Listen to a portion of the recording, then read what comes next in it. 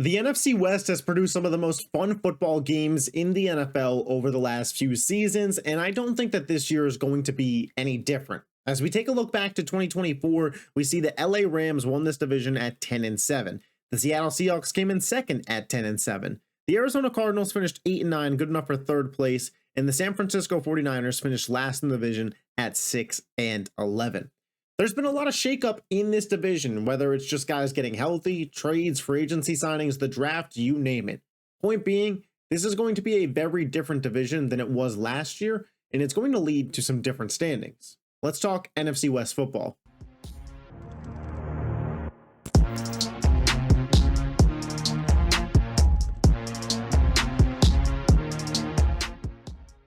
Finishing in fourth in the division at a record of 7-10, 13th in the NFC, and missing out on the playoffs, I have the Seattle Seahawks. The Seattle Seahawks are a team that the more that I think about their offseason, the changes they made, and the direction that they're going, the more confused that I kind of get.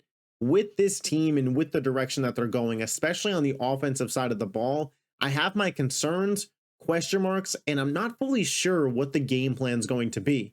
However, I will say this, on the defensive side of the ball, they look to be a top 10 defense in the league and a problem week to week for opposing teams and one of the tougher teams to play in the NFL, especially when traveling on the road. Let's dive deeper into the offense now. And obviously the biggest move that the offense made for Seattle was going from quarterback Geno Smith, who they traded to the Las Vegas Raiders, and then signing Sam Darnold, who is coming off of a Pro Bowl season, obviously the greatest season of his career in Minnesota, and a guy that Seattle turns to now, and they're hoping he will be the franchise quarterback for this team going forward. But I do have my concerns about how Sam Darnold is going to fit on this Seahawks team and how much he benefited from an offensive-minded head coach in Kevin O'Connell. Excellent weapons in Justin Jefferson, Jordan Addison, TJ Hawkinson, and Aaron Jones, and a premier offensive line. To now going to Seattle, who has a defensive-minded head coach in Mike McDonald and an offensive coordinator in Clinton Kubiak coming over, who I do have my question marks about, at least especially compared to Kevin O'Connell. A running game on Kenneth Walker's back that sometimes is healthy, sometimes isn't, although Charbonnet is a good replacement back. And in the wide receiver room, Jackson Smith and Jigba obviously had a breakout season last year, but you pair him with Cooper Kupp, or one other wide receiver who I think is best served on the inside. JSN likely going to have to play more on the outside now. How effective can he be in that spot? Because to me, when I think of JSN, I think of all the havoc he can cause from the inside, and I would prefer to, pair him with an outside guy like DK Metcalf, who the team moved off of. The offensive line. They did draft Gray Zabel, which finally, this team putting some emphasis on interior offensive line, but I don't know if it's enough. It's certainly not the offensive line that the Minnesota Vikings had last year for Darnold. And as we saw the last two games that Darnold played, if you can get pressure on him, mistakes will follow. And that makes me look at the Seattle offense and think, week to week, can it be consistent enough? Can it be good enough to be a playoff team? Did they truly get better offensively with all the moves that they made, or did they actually get worse? That's something that I think we're going to find out this year for Seattle. And another little wrinkle, this team drafted rookie quarterback Jalen Milroe. I think we could be looking at Matt Flynn, Russell Wilson 2.0. But that's just me. However, when it comes to the defense, there's no doubt in my mind that this is going to be one of the better units in all of football, and it is going to be a nightmare for every single offense that has to face them. Obviously, it starts with the head coach, Mike McDonald. He's been one of the better defensive coordinators, guys that runs a defense in the NFL for the better part of a half decade at this point. You look at this defensive line. They bring in DeMarcus Lawrence. You still have Byron Murphy, who now gets to actually be a nose tackle. You have Leonard Williams. That's wonderful. They brought in Ernest Jones last year at linebacker, and I don't really understand how this guy was moving around as much as he was. I think Ernest Jones has all the potential to be a premier linebacker in this league. And then at the secondary, Devin Witherspoon, Julian Love, Reek Woolen, Josh Jobe, Kobe Bryant. Like, this is a very good unit. You brought back Shaquille Griffin. The Seattle Seahawks defense is going to be a nightmare because they can man you up. They can play zone. They can hit you with some fire zone blitzes. They can give you so many different looks because of the talent that they have at all three levels. They are going to be a nightmarish team. And if the offense is better than what I said, I certainly think Seattle has a shot to compete for this division and really make some noise in the playoffs. I just have my doubts about the offense. But this defense, dare I say it, this defense alone could go out there and be a Super Bowl level winning defense in Seattle if the offense really elevates past what I thought that they would be. In general, I guess I just have too many question marks about Seattle to really bet on them to be good in 2025. Would I be surprised if they were? No, but I have my doubts about Sam Darnold, man. I just think it was more a product of the Viking system than it was Darnold. And I guess truthfully, we will see in 2025. But like I said in the offensive portion of the Seahawks team talk, I think that this is going to be Matt Flynn, Russell Wilson 2.0 with Sam Darnold and Jalen Milroe. We'll see if I'm right. We'll see what Seattle looks like. I think the one thing we can all agree on, though, that defense, it's going to be hell. Finishing third in the NFC West, missing out on the playoffs, I have the Arizona Cardinals at a record of 7-10. Similar to the way that I talked about Seattle, Arizona just kind of confuses me, man. Their high highs and low lows are obviously something that Cardinals fans have been experiencing for years. And while I think that they're pushing in the right direction, I do wonder if with Kyler Murray at the helm for this team, if they're ever going to actually be a steady pace team, because they did have a good draft. They did have a good free agency. They do have offensive weapons. It's really all going to fall at the feet of Kyler Murray and how consistent he could be for this team. And when you look at the offense, obviously we will see what Kyler Murray does. I think when he is at his best, he is a top 10 talent in football. The problem for Kyler Murray has always been over a 17, 16 game season, this guy just can't be at his best consistently. Whether it's Call of Duty or just who he is at this point in time, Kyler just hasn't been him. He hasn't lived up to the #1 overall pick. He's been a starter, but only getting to the playoffs one time and being demolished the time that you were there is not what Arizona wanted with Kyler Murray in this spot. And I truthfully do think that if the Cardinals have another disappointing season, they could look to move Kyler Murray this year. When you look at the weapons outside of Kyler Murray, there's guys that are ready to produce. James Conner has been the definition of consistency at the running back position and has mainly been underrated for his whole career. Trey McBride is one of the premier tight ends in football. And if you're a Cardinals fan watching this and you want to say that you think he's the best tight end in football, while I don't agree, I don't think it's the worst take in the world. The touchdown progression will come for him, I'm sure. Marvin Harrison Jr., did he have the Malik Neighbors rookie season? No, but he had a pretty good rookie season. The guy had 900 yards and I believe he had, 6, 7, 8 touchdowns, somewhere in that realm. He bulked up this offseason. Looks like he's ready for a sophomore breakout. We'll see if Kyler Murray can sustain it. And I like Michael Wilson, Zay Jones, Greg Dortch, Trey Benson. Like, the other weapons that Arizona has here are fine. The offensive line is okay. Paris Johnson Jr., the left tackle of the future. When I look at Arizona's offense, it's decent. And if you got high-level quarterback play out of Kyler Murray, it's more than enough to be a playoff-level offense. I just don't know if over a 17-game season, we're ever going to get a consistently good year from Kyler Murray. The defensive unit that is being built up by this Cardinals team and Jonathan Gannon is really something special. They invested a lot on the defensive line, bringing in former Philadelphia Eagle Josh Sweat, who obviously played under Jonathan Gannon. You drafted Walter Nolan. You brought back Calais Campbell. You still have a Darius Robinson, a Dalvin Tomlinson. This is a good defensive line, and Jonathan Gannon, from his time in Philadelphia, knows his philosophy. 1, win at the defensive line. 2, be 5, 6, 7, 8 deep as far as you can go with the defensive line. Arizona is trending in that direction, and I do think one more offseason of valuing the defensive line the way that they have been the past 2 years, they will have one of the deeper defensive line units in the NFL. I like Zaven Collins. The linebacking core is solid. It's not my favorite, but Collins and Browning are good enough, serviceable guys. And the secondary, I think that the secondary could take a real step forward this year. I like Max Melton. I like Will Johnson. Budda Baker obviously has Pro Bowl, all pro level. It's not the best, flashiest secondary in the world, but with a front line as good as Arizona's, that's a solid back end. Will Johnson may have been the steal of the draft. You remember, if he came out 2 years ago, this is a guy who probably was going to be a consensus top 10 pick. Injury concerns last year had him fall, but he fell to the Arizona Cardinals. And from all reports out of training camp and practices, this may be the steal of the draft. He has been absolute clamps for them. So when it comes to looking at the Cardinals' outlook in 2025, like I said for Seattle, there was just too many question marks for me to predict that this team is going to elevate and take a step forward. But would I be surprised if they did? No, I absolutely wouldn't be. but it really does all fall at Kyler Murray. Can we get the best, or at least a good to great version of Kyler Murray for a full 17-game season? Each and every year, he has one of, in my opinion, the 10 best games a quarterback had that year. Week 2 versus the Rams last year, Kyler Murray was balling out. I thought this guy was going to be in MVP conversations. Like always, though, it was a roller coaster. It was up and down. We will see if that is resolved in 2025. But if it is, and if he could just be consistently good, the Arizona Cardinals have a playoff level roster.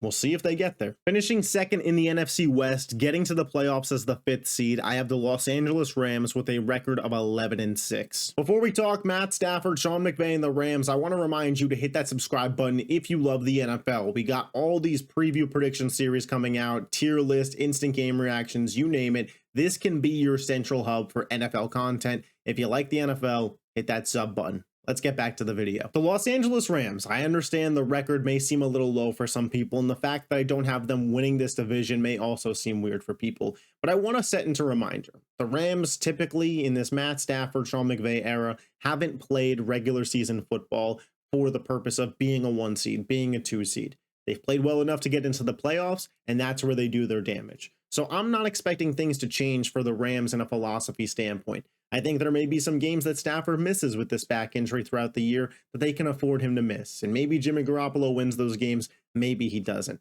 But my point being, the Rams are not to be judged based on the regular season record that I have for them, because ultimately at the end of the day, I do think they're one of few true Super Bowl contenders in the NFC. But hell, let's talk about the offense, because one healthy, it may be the best in the NFC. You could certainly make that case, and there's not a lot of teams you could make that case for. Matt Stafford, is there a quarterback that you want in the playoffs more than him in the NFC? Rams fans, if you say no, I completely get it. Him and Jalen Hurts are the only guys in this conference to have hoisted a Lombardi trophy. So you certainly got a case there, and Stafford, in my estimation, is still a top 3 thrower of the football. He doesn't have the mobility and athleticism of some of these other quarterbacks, but the arm talent, it's still fucking there, man. Kyron Williams, one of the better running backs in football. He just got paid. Is he the most efficient guy? Not necessarily, but worth the money that they gave him. Puka Nacua and Davante Adams. Is that the best wide receiver duo in football in this season? We're going to find out, but I really think it might be, because these are 2 wide receiver 1 level talents. I think they're still both top 15 guys at their position. Puka's an absolute animal. If he stayed healthy last year, he seriously was going to press Jamar Chase for the triple crown. I'm not even kidding you. And Davante Adams, he's had a couple bad years in the Raiders and then the Jets, but he hasn't played with a quarterback like Matthew Stafford since he was with Rodgers on the Packers, man. Tutu Atwell, Higbee, Terrence Ferguson, I love that pickup. A decent offensive line, and Sean McVay calling the plays. Listen, again, I don't know how great they're going to be throughout the regular season, because the Rams do have a bit of a tendency to coast from time to time, but in the playoffs, this may be one of the 2 most dangerous offensive units in the NFC. And you look at this defense, man, this defense only got better last season, and they have one of the better defensive lines in all of football. Obviously, it starts with Defensive Rookie of the Year, Jared Verse, who many, including myself, are expecting to take a leap in his second year and potentially enter Defensive Player of the Year conversations. You pair him with Braden Fisk, Colby Turner, Byron Young, and a newly acquired nose tackle, Poona Ford. That is a fantastic defensive line. The biggest problem with the Rams' defensive line last year was that they couldn't stop the run. You go out and get Poona Ford from the Chargers to the Rams, and now that run defense in LA for the Rams looks a hell of a lot better. I don't love the linebacking core, but again, Byron Young is cool. The secondary, I have my questions about that as well. Witherspoon, Lake, Williams, Curl, Kitchens. It's a fine unit. We'll see how it develops. You brought in Emmanuel Forbes, who was a former first-round pick. The strength of this team is the defensive line on the defensive side of the ball. But if you could get a couple hits in that secondary, the Rams defense sneaky has top 10 upside. Ultimately, when you talk about the Los Angeles Rams and you talk about a team with Stafford, McVay, and Puka and Davante Adams, are we really going to be judging them based off of their regular season win totals as long as they make the playoffs? No, we're not. We're going to be judging this team off of what they do in January and hell, potentially February. Because again, like I mentioned earlier when talking about this team, they are one of few teams in the NFC that I think has legit Super Bowl winning upside. You can't say that for every team, You can say that for the Los Angeles Rams. So while I have them finishing second in the division and winning just 11 games, they are dangerous, dangerous, dangerous come playoff time. And then of course winning this division with an 11-6 record, finishing first in the division, fourth overall in the NFC, I have the San Francisco 49ers. There's a lot to be optimistic about if you are a San Francisco 49ers fan heading into 2025. I know last year was disappointing, but just 2 years ago this team was in the Super Bowl, and you take a look at them, they're likely going to be healthier than they were last year. It's hard to repeat the injury problems that they had. They brought back Robert Saleh, which may be the biggest addition that the team made all offseason, and they have the easiest schedule in the NFL based on opponent win percentage. The San Francisco 49ers are not going to be a 6-win team again. And if I had to bet my money on it, I'd say they're going to be back to the playoffs, and I have them winning the division. When you look at the offense, we have to start with Brock Purdy, because Brock Purdy is one of the more highly debated NFL players. And I got to be honest, man, 2 years ago when they made the Super Bowl, I had this guy tagged as just a game manager with a little bit of mobility. But what I saw from Brock Purdy going from that 2022 playoff run where he had that game-winning drive versus the Packers, came back versus the Lions, the way he played against the Chiefs, and then what I saw from him last year with limited weapons, while the wins weren't there, I thought Brock Purdy looked better in the 2023 season as a player than he did in the 2022 season, despite what the numbers and metrics will tell you. On the eye test, I thought Brock Purdy got better, and I think it's possible that we really see him put together his best season yet this season. Brock Purdy turned me from a doubter into a believer. Christian McCaffrey. Is Christian McCaffrey going to be healthy? That is a massive question for the 49ers, because as much as I do think that Brock Purdy's good, there's no doubt about it. Christian McCaffrey was the engine that drove this team's car in 2023 when they made the Super Bowl. And if they are going to look to have those aspirations again in 2025, it is going to need to be on the back of Christian McCaffrey having another Offensive Player of the Year season. We all know he's capable of it, but he just has to stay healthy. Brandon Ayuk, Jawan Jennings, Ricky Pearsall, Demarcus Robinson even. What do the 49ers get from that receiving core? As well, kind of a question mark. Ayuk may start the season on the pup, Jennings looking for a new contract, and is Ricky Pearsall worth the first-round pick that they used on him? All things that hopefully we're going to find out this year. George Kittle, still in my estimation, the best tight end in football. A real receiving threat and a sixth offensive lineman. It doesn't get much better than that. The 49ers offensive line is a little shaky, but you still have Trent Williams this year, so you'll still be fine on that front. And Kyle Shanahan, he knows how to call an offense. He knows how to call plays. Even though I know Niners fans question his playoff decision-making in the regular season, he leads them to wins. We look at the defense, and like I said, the biggest return for this team is Robert Saleh. The defense hasn't really been right since he left. There's been a lot of different play callers that I know Niners fans have thought haven't done a good job, and I agree there. They draft Mykel Williams to pair him alongside Nick Bosa. You still have Fred Warner, so there is stars on this defense, absolutely. And in the secondary, I love Malik Mustafa, but I have my question marks about what the hell is going on around him. I know why Charvarius Ward left. I know that's not up to you Niners fans, and I know it blows, but you did not replace him. Deommodore Lenoir still on this team, but Upton Stout, Renardo Green, Trey Brown, like I'm just not seeing anything out of this corner room that makes me think if you don't sustain a high-level pass rush, that they're going to be able to cover. You guys are one Nick Bosa injury away from this defense being a problematic unit. And I still think with how good Shanahan and the offense is, they can win double-digit games. But I'd be lying if I didn't say that this defense scared me in terms of, can the Niners get back to the Super Bowl this year? Because obviously, you were just there 2 years ago. So ultimately, it is your goal. But I do think we're another year of rebuilding this defense away from San Francisco truthfully being Super Bowl contenders again. So while I do have the Niners being the best regular season team in this NFC West, I don't think that it's a Super Bowl season quite yet for San Francisco. One more high-level offseason, bringing in defensive talent, hopefully going in a little bit healthier at wide receiver, and the Niners in 2026 could be right back in the Super Bowl mix. But hey, this defense proves me wrong, and San Francisco goes on a run. Could be another home Super Bowl. That'd be something pretty cool to see, and certainly something that I know Niners fans are ultimately rooting for. To recap, I have the Niners winning this division at 11-6, the Rams finishing in second at 11-6, the Cardinals 7-10 in third, and the Seattle Seahawks 7-10 in fourth. Obviously, you can see that I have two tiers of teams when it comes to the NFC West. the Niners and the Rams at the top of the division, where I have the Niners having more regular season success. I have higher aspirations for the Rams in the postseason, and two big question marks in the Cardinals and Seahawks. Both of those teams could outperform my projections and become playoff teams, but there's too many question marks for me to bank on that happening. Let me know your NFC West predictions in the comment section down below. And if you have not yet subscribed to the channel, but you love the NFL, hit that subscribe button, hit the thumbs up button. I will catch you next time. Peace.